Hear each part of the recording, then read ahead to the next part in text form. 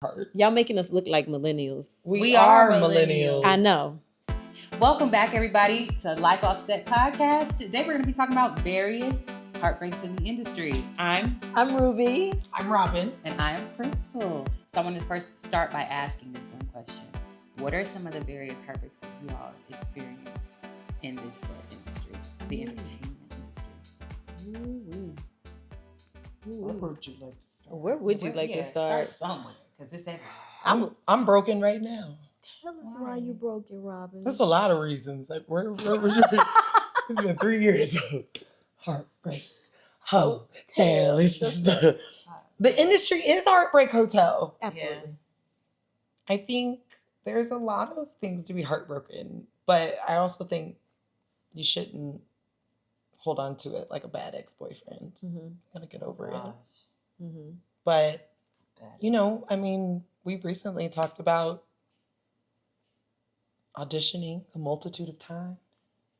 The same place you go back to over and over again. You feel like maybe this time, it's going to be the time. Just for them to be like, it might be the time. Call you back again. And then they put you on a veil after that. And they're like, it's almost time. We just play.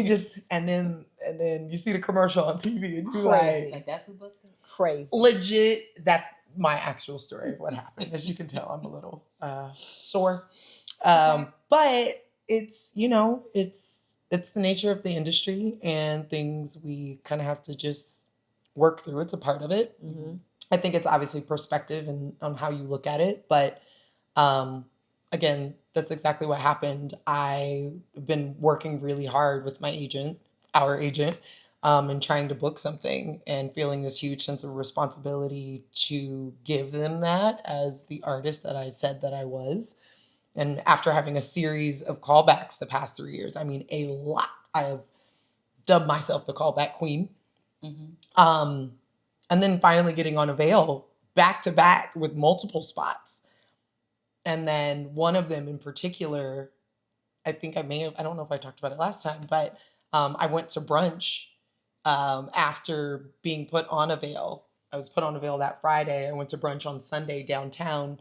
And after I was leaving brunch, my husband and I, we were walking by and I was like, yo, that's a really dope set. I wonder what they are doing. And I was like, oh, they're building out something really cool. And it just so happened to be behind my best friend of 25 years. They have a business and their business is like right in front of it. So we see it on Sunday. And then on Monday, my friend's husband is inside of their business filming what's happening and the full setup of the commercial. And that's how I found out that I didn't book it. Oh my God. And I was like, they're shooting it right now in his backyard. And so that's how I found out I didn't book it. And it was just like so deflating. And even our agent, Hugh, was like, man, I really thought you had this one. Yeah. Which is okay. And at the same time, too, I saw it. It's a Jordan commercial, super dope spot. It is airing right now. It's a really long spot, too. I'm like, dang, that chick will be good. Right. They had it was like a minute and a half ad. Come on. Wow. Yeah. Congratulations to the person. Congratulations. You deserve that. I hope you're living your best life right now. The person that they did choose, it was a group of the Jordan brand athletes. And so I felt better because I found out that I was their person who wasn't the Jordan brand athlete. But they ended up going with all Jordan brand athletes. So that was okay. So, yeah. What came to my mind while you were saying that was for everything that you see us book, there's like 1,000 things we didn't book. And 10. Yeah. Literally. There's tons. You have a story about something you didn't book? Yeah. So my recent heartbreak is quite similar. Because were you on a veil for that project? Yep. So I wanted to, oh my gosh. So I just finished an audition, got the call back literally the next day. and got put on a veil. And for those that may be green, I feel like we should explain what a veil is. Mhm. So a veil essentially means that you are one of their top picks, and they're trying to decide if they want to go with you or someone else, and maybe potentially someone else. But you're up there and they're really considering you, but it has to go through some other people, maybe the director or the producers or the client, before they make their final decision. At this point, it has nothing to do with talent. It's either like height, or maybe you're not a good match. It usually, Or your dates, maybe somebody's available and somebody is actually not Yep. available. So Mhm. that's what the term, they are available for these dates. So you're like, oh, they want my dates. yes. But Yes, Mhm. exactly. And so a major retail brand is getting ready to ramp up for their holiday ads. And I want a holiday commercial. And one of my dreams is also to do a holiday movie. But I was like, oh my gosh, I would love this. I know they're going to run this commercial like crazy. Got put on a veil for it. My agent was like, yesterday, oh, they released your veil. And I was like, oh God. I think the toughest thing is that in my heart, I knew I booked it. Mhm. Like even before the avail came, when I walked out of that room, I knew I booked it. Before my audition, the casting director came out and said, "Hey, the director keeps having to give this note. People just aren't getting it." And so he gave us the note. I went in. It was me and another actor because we were coupled up, and the director paused and he said, "That's good. Just do it again." And I was like, "Great." So he didn't have but it wasn't one of those like just do it again. I was like, I could tell that he was pleased. he was quite pleased. Right. And then we did it again. There were no notes. Sometimes notes are good, but in this situation, I knew that not having the notes was good. I could tell that we were liked. Mhm. I left the room and I was like, boom, that's mine in the bag. I'm like thanking God. That's the crazy thing too. When you thanking God and God is like, girl, that's not yours. But you thank him anyway. Somebody else. You thank him anyway. Right. You thank him anyway. And I'm still grateful. And then, so I think the biggest thing was like, I knew I booked it in my heart. And for it to just be snatched away like that, you get so close. Mhm. It hurt. Mhm. But honestly, what helped me, if I can be honest, is going on Instagram and watching funny videos. That literally is what helped me. Reading my Bible. And I think we're gonna like dig into more of like the coping skills. But I literally just have to say, like, get around some people that can make you laugh, because it was my good friend's Instagram video and her husband, who I literally came across after feeling bad for myself all day. And I watched it like 17 times. I'm not exaggerating. And I just laughed over and over and over. And you helped heal me, Robin. I'm glad. I'm glad. I am glad. See? I'm always like reluctant to Yeah, and see, to this be is why you throwing have myself to, on you the have to do it interwebs. more. You got to do it more because you're making people feel good and healing people. Yes. Teach her. You Tell know? her. Thank you. Everything you do pours into the rest of. It's a natural gift of yours. I feel the same about you guys and for everybody else out there who's pouring out into the world. So, one, I was grateful to do it. But I actually, just to add on to that, and we'll definitely get to yours, but the reason I was so open to doing that yesterday with my husband, because he's asked me 1,000 times to do stuff, and I'm like, I ain't got time. And she's the actress. Right.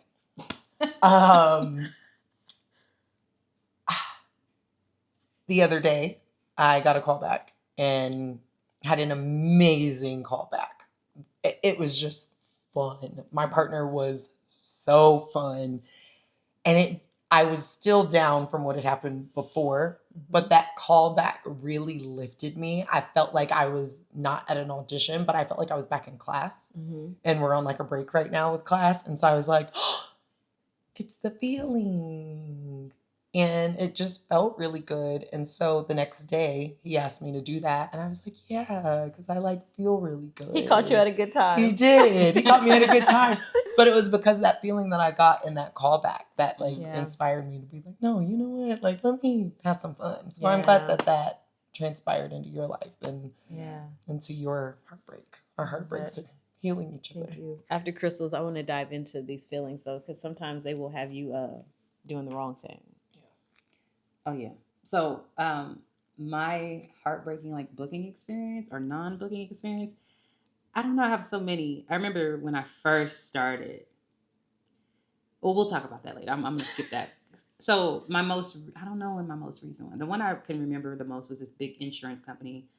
Um, I was actually on the set of another commercial for a hospital, and I got a call back at 10 a.m. I'm on set. You're not supposed to bring your phone. I think I probably told the story before, but you're not supposed to bring your phone to the hot set. You're supposed to leave it in your trailer, your holding space. But I had it in my pocket. And just so happened, they said cut, and some said check your email. And I checked my email, I refreshed it, and it was like call back at 2:15. And I was like, dang, I'm on set right now. Right. But this is a big insurance company, and I'm not missing it. So everything aligned, and I was still on set during that time. I did the callback. The AD allowed me to like sneak away in this echoey hallway, and I did my callback for this big insurance company. Thank God for the virtual. Right. This was during COVID. And I did it. It felt good, but I wasn't tripping. And then I got the avail. And I was like, oh my gosh, I'm on avail for this big insurance company. And then my best friend at the time, she was also on avail for it. That's interesting. Yes, it was a big, like, massive, like, audition where they were getting multiple people. They were doing this thing with old people where you're supposed to act old. I'm not going to tell the insurance company, but you can kind of pick up what I'm talking about. Where you're supposed to act like your parents. Mm-hmm. And we were all on avail, and then we weren't. Both of us got released. But I don't know if I was heartbroken. I was sad. I was definitely sad because that was my first big audition for like that kind of a company, and I hadn't had one, well, at least my first big callback and avail. But outside of that, I had something else I was gonna say earlier, and it flew away. Oh, I had a callback last week. I even bought a wig because I wasn't about to straighten my hair again. I remember Because I was like, I'm tired of straightening my hair. My hair was really dirty when I did the audition. And I didn't see all that. But when I went back in, I had that wig on and it was looking crazy. But that ain't why I didn't book it. So I didn't book it, right? I went to the callback. I knew I booked it when I went into the initial audition. I was like, I did that. You know what I'm saying? And then sure enough, I got the callback because I knew that. I knew I killed it. I knew I ate it up, spit it out, chewed it, threw it away, right? Got to the callback. Same girls were there. Older ladies, younger ladies, mainly older ladies. I was probably one of the younger people, even though I'm not that young. I'm still a hen. I'm a what do you say? Not a spring chicken. It's a hen. So I'm a hen, right? I went to the audition. I wasn't heartbroken about it, but I knew instantly when I walked into the room, not that I had done a bad job, not that I lost the audition when I walked in. Because when I walked into the callback, I lost it. Because as soon as I walked in, I heard them talking and they said, well, she just looks too young. They were talking about the girl in front of me. And if she looked too young, because sis looked about 40, if she looked too young, I know doggone well I was done for. And they listened to my audition, said, okay, thank you. I was like, oh, I'm done. This is a wrap.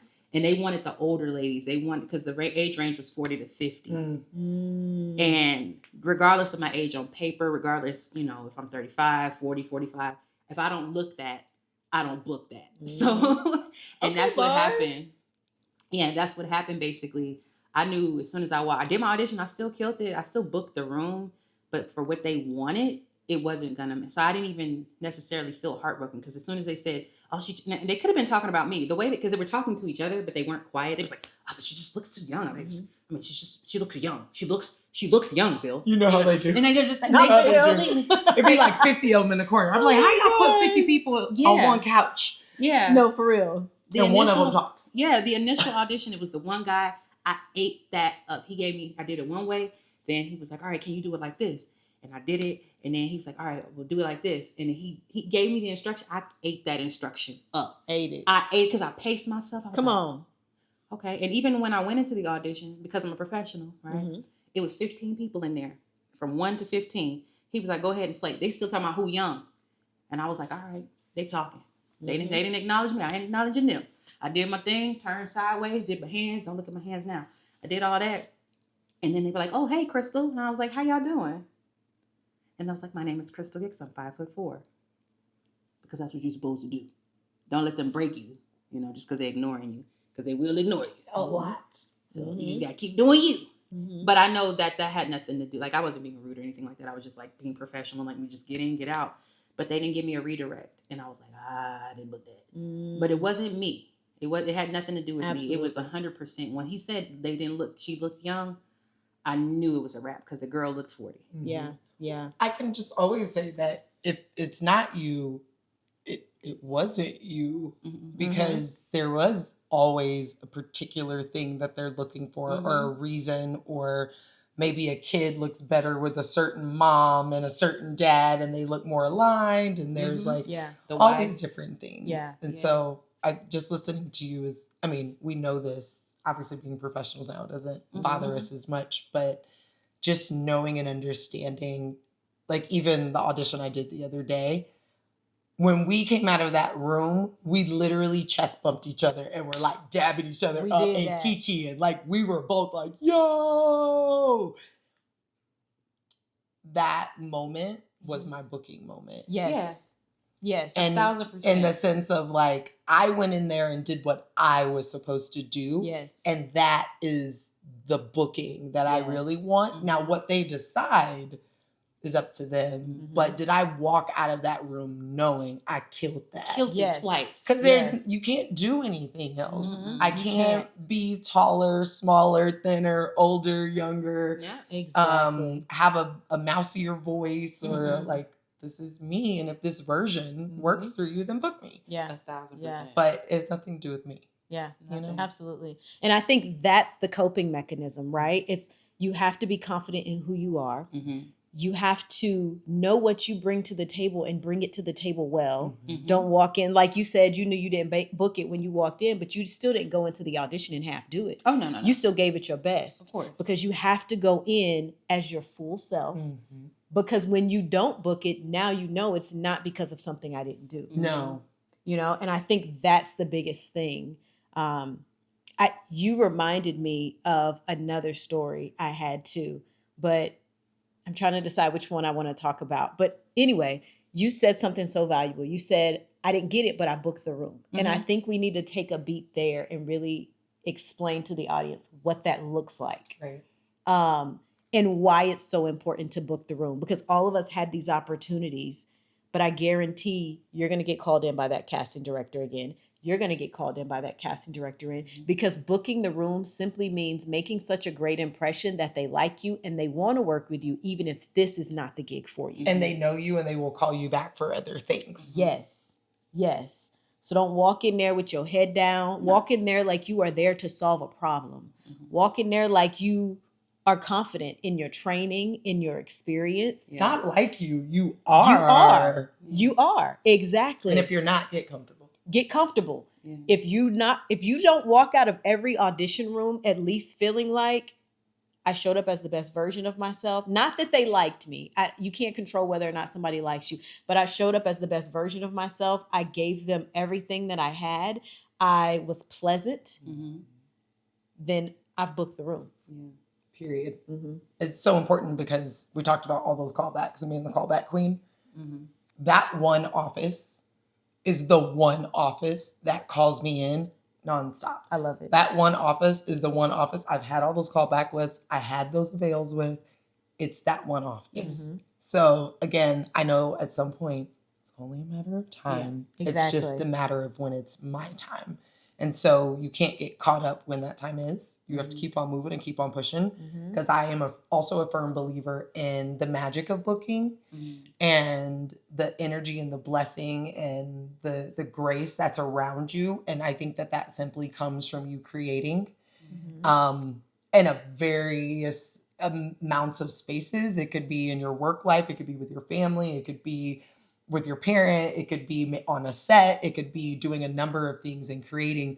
But I truly believe that if you are creating magic and energy in all spaces of your life, you're like, oh, and I booked this role, and this happened. And even if things aren't perfect in your life, that energy finds you. And so I think more importantly, instead of trying to focus on, did I book this role? It's like, am I creating magic within my life? What else are you working on? Can I add to that? So, and I think you were going to add to it too. Yeah, go. But we were talking about like coping when things don't go our way, or when we don't book an opportunity, or we get, some discouraged or have some heartbreak. I talk about walking all the time. So everybody has like their own thing. Like, oh, when I'm done with an audition, I throw away the sides and I try not to remember it. Or I might go talk to my husband, or whatever the case may be. I go on walks. I go on my mental health walks. I throw the script away. I try to remember to. Sometimes it's just like shuffled in my bag, but I throw the scripts or the sides away, and I go on my walk. I listen to a crazy, playlist, get me pumped up, amped up, and then I'm not only am I moving my body, getting a little cardio in and getting my steps in and stuff like that, but now I have this music in my head, and I'm able to feel good. So I'm not beating myself up about whether I did, because on the way home I'll probably be beating myself. Oh, why did I do that? You look stupid. Why did you do that? Mm-hmm. But on my walk, I'm not beating myself up on my walk. I'm like, dang, it's hot. Ooh, okay, just unzip this part. Ooh, it's more ants. Like, being present. Exactly. Being present. Exactly. Yeah, is that dog poop? Like, is right? I live in LA, y'all. It's dog poop Everywhere. And it might not be from the dog. It's human. Good God. It's human too. But yeah, so like I'm present in the moment, in the minute, and I have to be hyper aware of my surroundings. But I'm also listening to this great music that's got me pumped up. Lately, I've been listening to 1996 to 2001 playlist. So I'm like, really, just we be clubbing. I was like, it's a vibrant thing. Yeah. Vibrant thing. Yeah, and that keeps me grounded. It keeps me lifted, and like you say, you have to always be creating that magic. And so when I get out of that space, I can go do things again at a higher level versus being down about everything. Right. Yeah. And when people call me, I'm like, oh, hey, what's going on? Versus going, oh, just same old, just all Right. this shit, ain't that. Well, you have other things that are happening, and That's I think the key. like we as actors, we're talking about our life offset because we are never just one thing. Yeah. I don't think you can be an actor and be one thing. It's almost impossible. You shouldn't be. You shouldn't be. Find something to do. You should find 1,000 things that you're great at. Yes. And all of those talents or some of those talents will show up in those auditions, and they're like, oh, they're really talented. And you're like, yeah, that's what I work on while I'm not here. Yeah.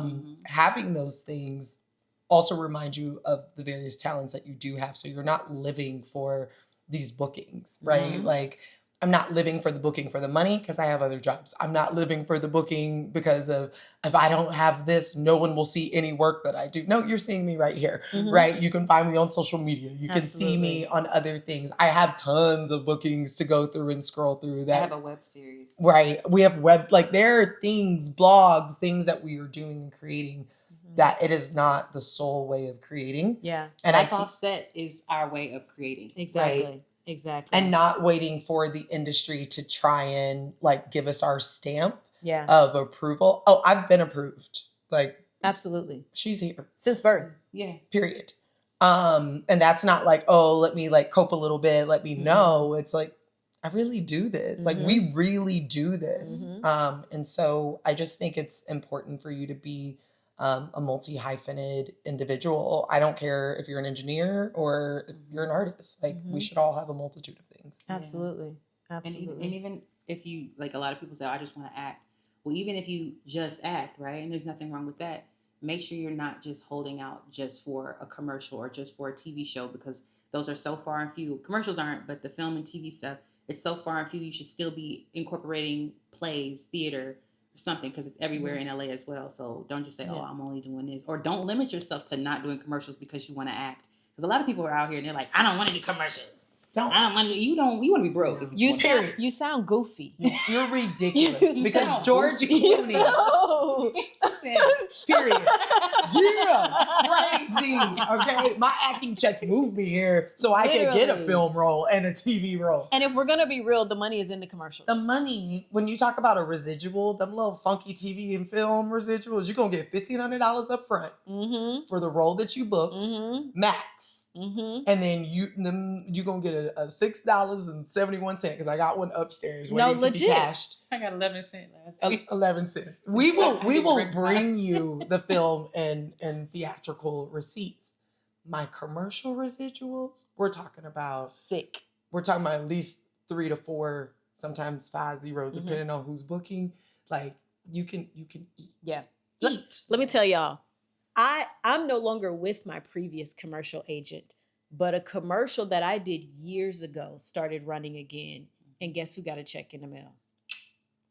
See what I'm saying? I'm waiting on one right now. My agent just reminded me. She's like, it's going to be en route. Thank you, Hunty. Shot that during COVID. Yeah. Yeah.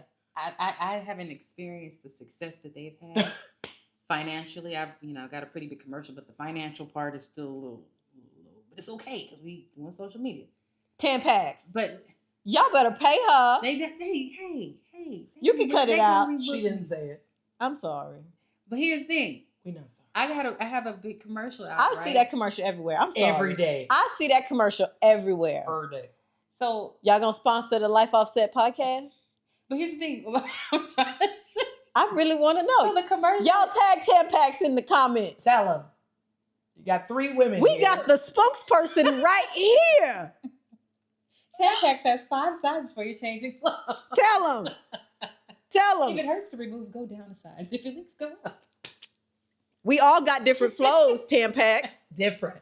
Wait, but here's the thing. So I did the commercial. What was I gonna say? You I'm gave me- sorry. I had Sorry. to. No, that but- you hadn't found the success that you wanted financially. However, however, I am very grateful when I'm randomly thinking like, gosh, I could sure use a few $1,000s, and then randomly I'm like, God, you got me. I feel it's coming. I got some money coming in. I don't see it, but I know it's coming in. And then randomly, I just be minding my business. Yes. And I get a text message that I didn't have a direct deposit. Like, what? Is that an 8 or is that a right. and then I'd be like, I was just wondering if I was gonna be able to go get my nails done. And he said, yes, you can. Yes, you can. Yes, I can. Yes, I can. God said all you had to do was ask me. All you had to do. So I'm grateful for commercial work. A lot of people, like I said, don't poop on commercial work. Like Absolutely. I know it's a different medium, and I know you might feel goofy. Just take some classes because it really is the gateway to creating that, keeping that And magic going. consistency. Mhm. I like Yeah. there are so many commercials, and so just staying fresh, like, and working on like little mini things keeps you fresh for those bigger moments, for those bigger roles, for those 9-page auditions you get for theatrical, and they're like, do it in 3 hours. I'm like, yes, Yeah. sir. Yeah. Speaking of, I just got another one. I just was reminded. Let I me need to go. get that done. Your hair is trapped in your earring. There you Trapped go. in the earring. How do y'all cope? I know I talked about me coping, but Mm-hmm. like, how do y'all cope with like not booking something or Mhm. with a strike happening like we did these last few years, or like when we just experienced like a long duration of heartbreak? I love that. I love that before you said you put your music on and you go for your walk, because that's very similar to me. Even when I'm not experiencing heartbreak, I'm very intentional about what I allow into my mind, from the things that I read to the content that I consume to the music that I listen to. I'm very particular about what type of music I listen to, because I'm preparing myself for the disappointments. I'm not preparing myself because I know I'm gonna be disappointed, but it's like, it's inevitable. Right. It's going to come, and I need to make sure that I'm strong for when that happens. And I think that helps me, because then I already have things in my mind. When I don't book it, it's like, oh no, it's all good. Right. God already told me I'm chosen. Right. God already knows the desires of my heart, and he's going to give them to me. So this one just wasn't for me. And I think you have to be proactive when it comes to these things, because being reactive, you'll just find yourself in a constant hole. Yeah. I think for me, it's just kind of back to what we were talking about, just understanding that the sum of myself, my auditions are not the sum of me. Absolutely. You know, like me being an actor is not the sum of me. I am a lot of things. And again, I'm really great at a lot of things. And so during the strike, during the COVIDs, like, it was great as an actor because during COVID, I was able to still get on set because we were working in Texas, but also to be able to work as a PA and to work in other spaces on set, even whenever I wasn't booking, even though we were booking a lot in COVID.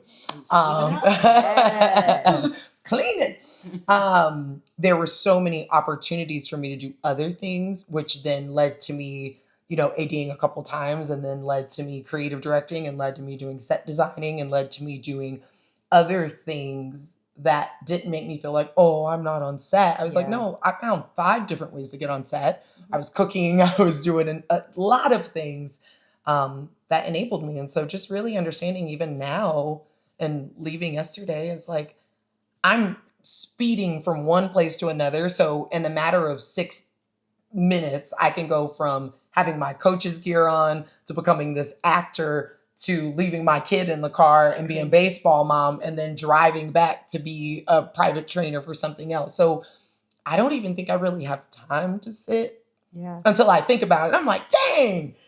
But it's only in these moments Yeah. where I'm like, oh yeah, I did have that I commercial. did. I did have that callback. That Mhm. did happen the other day. But I'm not left thinking about that. No, I second that. Like, always be creating something. Because even after I got released from the Avail the other day, I was like, oh crap, I got to load my web series episode for Sunday.